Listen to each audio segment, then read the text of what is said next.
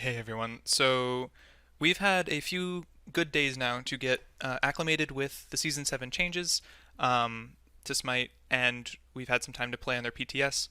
And I think a lot of us are coming forward with some of the pressing issues that need to be fixed right now with Smite Season 7. I think they're all fixable, which is the really good part. But I think we need to talk about them. And there's a lot of pros and semi-pros that are frustrated, and I think some things need some changing, right? But anyway, here are the problems for Season 7 as I see them. First off, Smite UI is still not good. Second off, speed invades are still worth it, notably for solo laners, but we'll talk about it. Game pace is way down. I attribute this to the Ward Relic change, which has its upsides, but we'll talk about it. Hunter itemization and dual lane farm potential threaten to turn Smite back into a battle of two big hunters, which, if you guys remember, I don't know if you guys are old farts like me, but in Season 4, that was Smite. It was two hunters, 6 or 7 levels above everyone else in the game, and they would duke it out in the dual lane alone, ungankable because they were so big and their itemization was so good, until the very late game where they dominated, right? And lastly, of the big problems, I think assassins are still one-shotting late game, which is a smaller problem than the rest of them, but I think it's worth mentioning and definitely worth solving. And then lots of little stuff as well at the end. Let's talk about it. So the first problem that we're going to cover is that Smite's UI is still not in a good spot. Luckily for you guys, I've already covered this in 2 previous videos. The reason I've covered this in 2 previous videos is that I am literally a professional UI designer for a software company. I've done it for years now. I've got a lot of ideas for Smite's UI. I think it could be in a way better spot with just a little bit of help, and I'd like to be the one to help do that. So I think it's really important. And there's links to those videos in the description, but I'm not going to cover them in this video. So yeah. So the second problem is that speed invades are still worth it. And so my thesis kind of here is that Hi-Rez slightly missed the mark in their approach to fixing speed invades, and I don't think they fully stopped it, especially from the games that I've seen, right, in PTS. So the first thing they did is they added a ward relic. And what that does is it helps you see the invaders coming, right? So you run out at level 1, you place down your wards, you see the Hercules walking through the ward. The problem is, a lot of the times they just don't care, and I've noticed that a lot, is that either they trip the ward or they don't trip the ward. If they do trip the ward and you have people approaching them, then they got the investment they wanted. They wanted you to pay attention to them, they wanted you to be distracted by them, they wanted you to follow them around, and they can usually avoid death, right, if you try to collapse on them and waste your time anyway, and that's been a problem for months. So there's that. And then there's chalice changes. The health pots and health chalices no longer stack, which is actually genuinely just a really healthy change. They've buffed Assassin's Blessings camp damage to try to help them out secure supports. The problem is that is not what invaders were ever going for.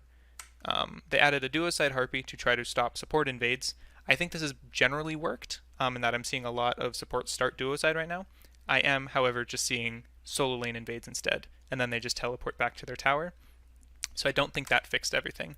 And then they added Hand of the Gods to try to help junglers secure their own buffs. And the problem is that, and this is kind of the main thing with fixing invades, right, is that securing the buff was never the point of the invade. The point of the invade is to slow down the enemies.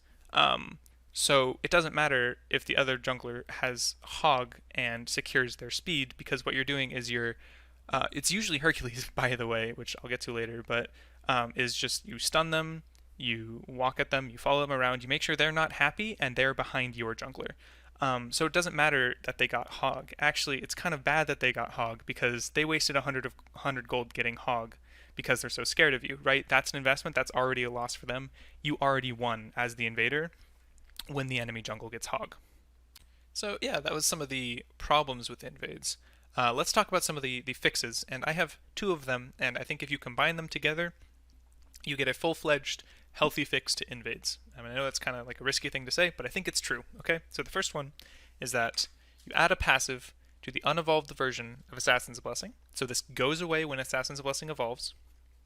That passive says that you gain 5% move speed in the jungle. The first and main purpose of this is to help you get away from the invader and stop them from feeling so oppressive. But there's other reasons too. So the reasons for the in the jungle part is that we've seen before with 10% move speed buff. Remember when speed buff was 10%? You'd essentially get your speed, go to a lane, and when you ganked them, they couldn't get away from you because you had 10% move speed. This is only 5% move speed, and it only applies when you're in the jungle, right? So there's none of that ganking speed that you had before. It also, when combined with my next change, which will help you get the speed buff, it gives you 10% total move speed while in the jungle, which I know is a lot, but it helps you get away from the Hercules or whatever's chasing you. And that's really, really helpful because the main thing that's oppressive about invades right now isn't the killing you, it's the following you around, the constant harassment, the wasting of your pots, the wasting of your time, right? If you can get away, then that's the biggest thing you can do.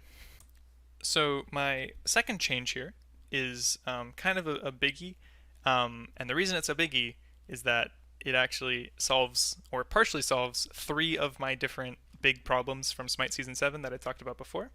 And so you're going to have to stick with me here, but one of the things that it helps solve is invade, okay?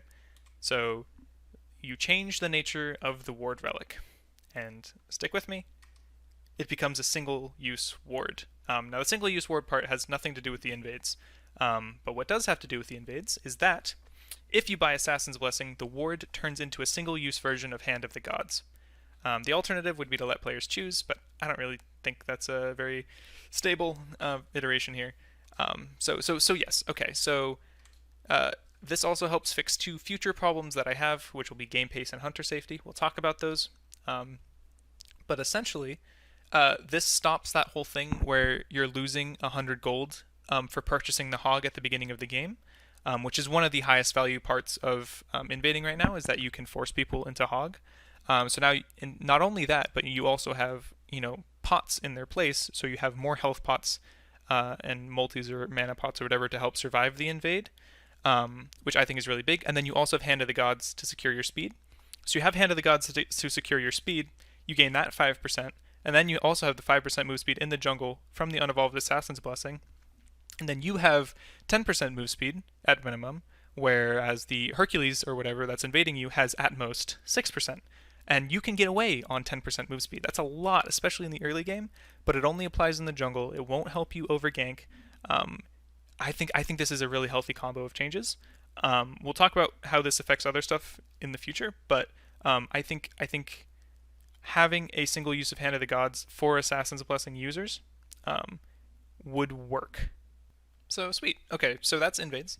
Now we're on to game pace, and my problem here is that game pace is weighed down, and the reason is the ward relic. So adding the ward relic was a fun way to make players ward more, and it discouraged invades, but the sheer number of wards currently being placed on the map is oppressive, and that is amplified by the fact that there is new map changes that is making this even easier, like wards more effective, right?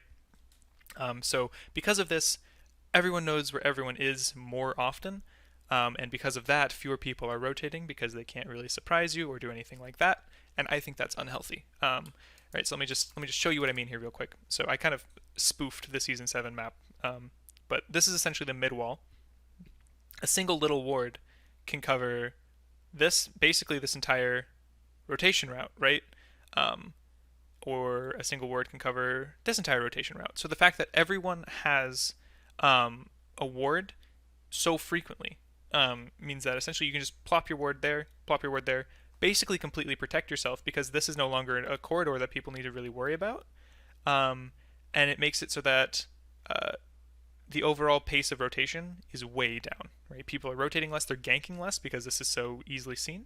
And then you can just buy another ward and just cover this side, which was easy before. The other part of this is that it also helps hunters be super, super safe right now, because you can just drop a bear ward. You can drop a bear ward there, and then combined with the fact that you now know where the mid is, there's only basically one route for a jungler to get to you, and you know what that route is. And if you have a support, they can ward it. I think that's not very healthy. So again, my solution to this is that you make the ward relic single usage, right? So one of the reasons they wanted the ward relic in the first place was that it teaches people about warding more, right? It gets them used to the idea of going down to a corner and pressing R or whatever their button is, and they drop the ward. But this would still do that, right? You still get the single usage of the ward relic, and it still helps to prevent the invades because if a Hercules walks over a ward, at the very least you know he's there, and that's nice. But it does not leave the map fully covered in wards throughout the mid game because this is a lot of wards, you guys. Like, I basically always feel like there's people that know exactly where I am at all times. There's another little part of this that I'll talk at the very end, but you can drop a ward and destroying that ward doesn't give you any gold at all instead of like 50, which is weird, and it basically makes it so that you can like bait people into dropping sentries on your wards to clear them, and then they don't get any gold for it, and you're just like, haha, I got your sentry. So anyway, people rotate and interact more if there's fewer wards around the map like this, and also there's a kind of side problem here with the ward relic where people get really confused because you're not notified at level 12 when you need a second relic. And I've actually had it happen to me too. Like I was like level 16 and I realized, oh man, I still have my ward relic. This isn't right. And that I think that needs fixing. So the solution, as I said before, to game pace is that you make the ward relic single use only. And this still teaches people about warding more, right? Especially new players. They have a ward in their inventory. They're told to use it. They go and they drop it. They're like, oh, that's what a ward does, right? That's great. I actually really like that aspect of the change. But it doesn't have the negative aspect of just coding the map in wards in higher level play. And it still helps to telegraph invades, right? So you can see the Hercules coming or whatever with your single use ward. But it doesn't leave the map covered in wards throughout the mid game. And most importantly, it helps people to rotate and interact more if there's not wards everywhere all the time. Because right now people just literally aren't leaving the lane, and it's kind of crazy. I definitely like the idea of the ward relic. I think its execution just meant that essentially throughout the game there's so many wards that you can't do anything, right? But I definitely like it for the early game, and so I think that should be kept. The alternate would be that you just increase the cooldown on the ward relic. I don't really like this for the last reason, which is that it doesn't confuse people about having to buy a new relic at level 12 to replace it. Because right now I'm seeing a lot of people just have the ward relic till like level like 17 or something, just completely by mistake, because they don't notice that. They don't get the warning anymore that they don't have a second relic or whatever, so they just keep the ward relic, and I don't think that's super good, and I think that needs fixing.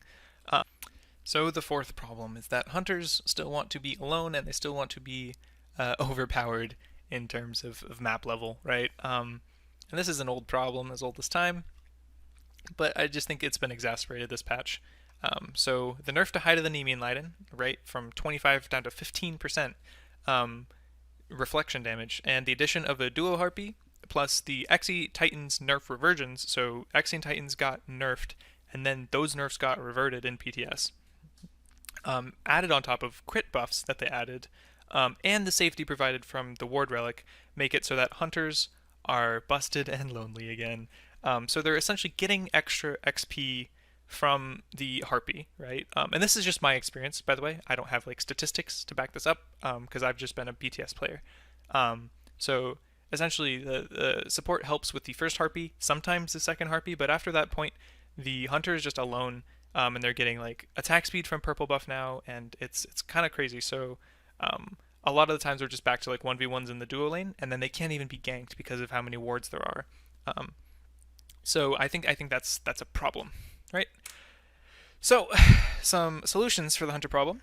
I think the easiest place to start is that you still have the Nemean nerf, because I mean honestly I could take it or leave it, but if you want to keep the Nemean nerf, make it just 20% instead of 25%, because lowering that reflect damage so much is going to hurt a lot of the counterplay to hunters. Again, make single ward relic usage, and then I'm also thinking that you should have a tiny executioner nerf, probably to attack speed, just to make it less of a power spike and then less of a late game super item, right? I'm sorry that my solutions here are a lot more like bare bones and simple. But there's one more thing I want to talk about, which is you can remove the spirit minion right now. So the spirit minion was Sorry, let me get rid of this. The Spirit Minion is the minion that's like right there on the duo lane, and it's essentially a 7th minion, and if you kill it, you get a little bit extra XP and gold, or did you even get gold? It is essentially there to help you hit level 2 after the second wave, right? Um, the thing is, right now, so we have this new thing, the new duo lane harpy. So what I'm proposing is that you increase the XP of the dual lane harpy slightly because you don't get there right now. Because okay, so essentially people are starting on purple because that spawns at 20 seconds now. So you go purple, wave, harpy. I'm proposing that gets you to level 2. Right now it does get you to level 2, but it only gets you to level 2 because of the spirit minion. I'm saying you get rid of the spirit minion and increase the XP from the harpy slightly, and then you don't have this weird frickin' mechanic of the spirit minion being in the duo lane and being all weird. So you can go boom, boom, boom, and hit 2, and that's usually going to be uncontested. And if you contest it, it's a dangerous contest, which is high risk, high reward play, um, which I think is worth it, and I think is something that hires should look into, right? All right, next problem is that assassins are still one-shotting, and I just want to say for the record, I completely understand why hires didn't change stuff, especially on this one, because this is like just tweaking entire classes is weird, and it's probably a wait and see kind of thing to see what the feel of season 7 is, especially in terms of like how hybrid items have found their place or whatever else is changing. And changing too much stuff can be volatile, and I know they were talking a lot about that in their dev talk. I completely understand, but let's chat about it. There's too many, at least in my opinion, impactful late game power and pen options for the assassins that make even utility assassins capable of one-shotting most squishies. This has been a pro complaint as well for a while, because essentially assassins don't really have a weak point, because they're already maybe not the most OP role or powerful role, but they're the most influential role in the early and mid game, and they definitely have a lot of swing power, right? So especially when you get out of like competitive and stuff into like casual and ranked games, junglers are really impactful. And right now it feels like they're really impactful, and then it becomes late game and they're really impactful. And I don't think that's necessarily a correct balance for classes, right? And so these solutions have been proposed a million times, but I'm going to agree with them here and say that you should nerf either trans power, or you can make it so that it only gets its 10% CDR on its evolution, right? So after you stack it. And the reason for that would be to just delay the power curve of it a little bit, because right now it's already a relatively slow power curve, but that comes after a very high power spike at the beginning when you first buy Trans 3. So you could slow it down a little bit by only giving the CDR after it evolves. And then as well as that, they should nerf Heartseeker's passive to align with the Soul Reaver. So Soul Reaver is basically Heartseeker's kind of mage counterpart, right? So it does a percentage of your damage when you get hit with an ability, and then on Soul Reaver there's a 5-second internal cooldown where during that 5-second duration, any further abilities that you hit that opponent with will only deal half of the bonus damage of Soul Reaver, right? I'm saying you add that to Heartseeker, so you give it an internal cooldown on full damage, and then otherwise there's half damage done from the Heartseeker. I think those would both be healthy changes. Alternatively, you can reduce the amount of rampant penetration in all the mace trees and katana trees just like slightly. I think that would help a lot, especially towards like one-shotting squishies, because pretty much every assassin right now is nearing or touching full power cap. I do know that they nerfed Hydras down from 50% bonus damage down to 40% bonus damage. They said it's because a lot of Hydra's assassins were doing really well. I believe them. I definitely think there needs to be a little bit more done, especially because just late game, just like it doesn't even matter if you auto attack, just abilities hit so hard. Thor literally one-shots, especially if you don't have beads. And if he wants your beads, he just uses his super like far distance wall and gets your beads, because if you don't, you're going to get one shot. And that's a big issue. So yeah. So finally, there's lots of the little stuff that I mentioned. I'm just going to throw on a pointer here. So first off, auto attack health bars. So in this patch, they added more auto attack health bars, which are things that you need to auto attack to break, right? Think like Persephone's cage, or Kabrakan's walls. Basically, they added that for Bastet's cats, and they added it for Odin's walls. And there's a glaring issue here, which is that Yorm is just busted against these kinds of defenses, right? So he can literally just breathe and just go bing, bing, bing, and just destroy anything with an auto attack health bar, which means Yorm can breathe and break Odin Cage in less than a second, right? And just get everyone out. Um, which, I mean, I get it, like natural counters, whatever. I think that one's unhealthy. And I think there should be a slightly different, like, it wasn't intended for the record. Or, I mean, it was intended, but it was never like, oh, let's make Yorm the counter to auto attack based health bars. I don't think that was part of the call. Anyway, I think the way to do it is to make it so that maybe like just make it for just Jormungandr. You know, 3 auto attacks from Yorm equals 1 auto attack from anyone else in terms of breaking health bars from auto attacks, and then just leave it at that. I think that would be very nice, and it would help with one like huge glaring weird counter. Next, Mage's Blessing is still bad. Pretty much everyone's starting either tier 3 boots. They'll grab a tier 2 Chronos Pendant right now is a big one. You know, basically anything except Mage's Blessing. And that's kind of sad because it's pretty much the worst blessing right now. It is the worst blessing right now. And I think easiest way to change it, although it might not be enough to like swing it in the meta, is to make its MP5 go up from 2 per 10% of your missing health to 3 per 10% of your missing health. That's the exact same thing they did to blue buff, because right now MP5 from Mage's Blessing is less than Hunter's Blessing. When you'd think that MP5 is like one of the things that the Mage Blessing would do well. Next is to nerf Herc's early game just a bit, and then maybe buff his late game a bit. And the reason for that is, you know, there's a lot of talk about how to like engineer the invade meta. But there was 2 huge culprits to the invade meta last patch, which was Serket and Hercules. They nerfed Serket in a really healthy and really good way, and I like it, and I'm glad they did it. And then Hercules is just this thing that's been invading for 4 or 5 months now, just constantly.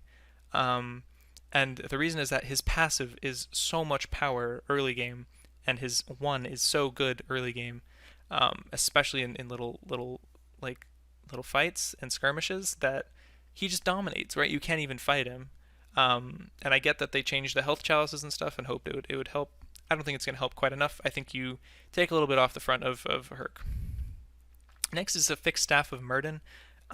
So they've got this weird thing where, so just so you guys know the passive, it essentially means that every like 45 seconds, after you ultimate, you get a second usage of your next ability, and that second usage does 70% damage. The problem is that the 70% damage usage of the ability is the first of the abilities.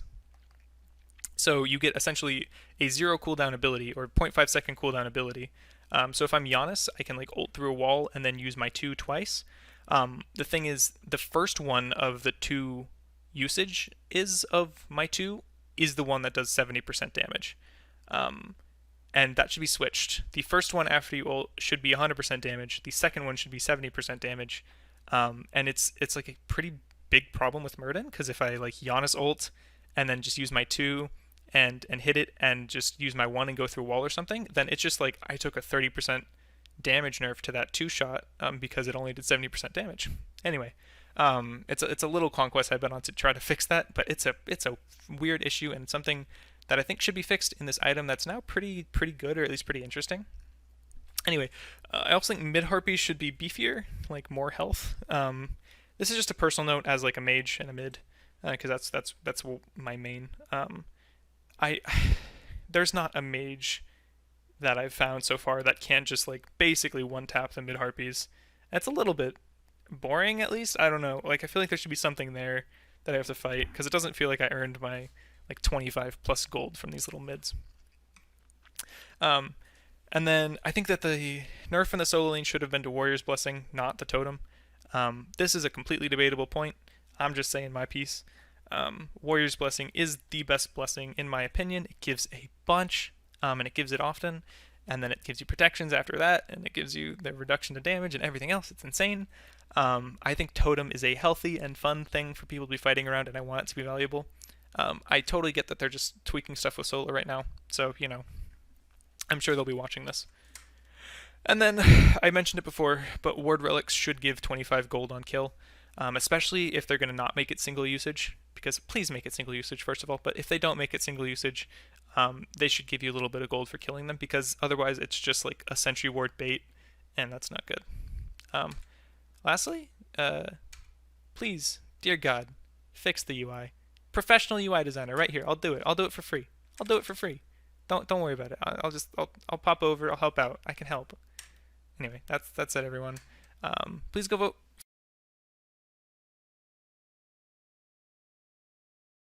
And then also go follow at NotSavvySquints on Twitter. It's a completely dog shit Twitter. And then also don't subscribe to me on YouTube or do any of that crap. I don't want it. Anyway, thanks guys. Appreciate it.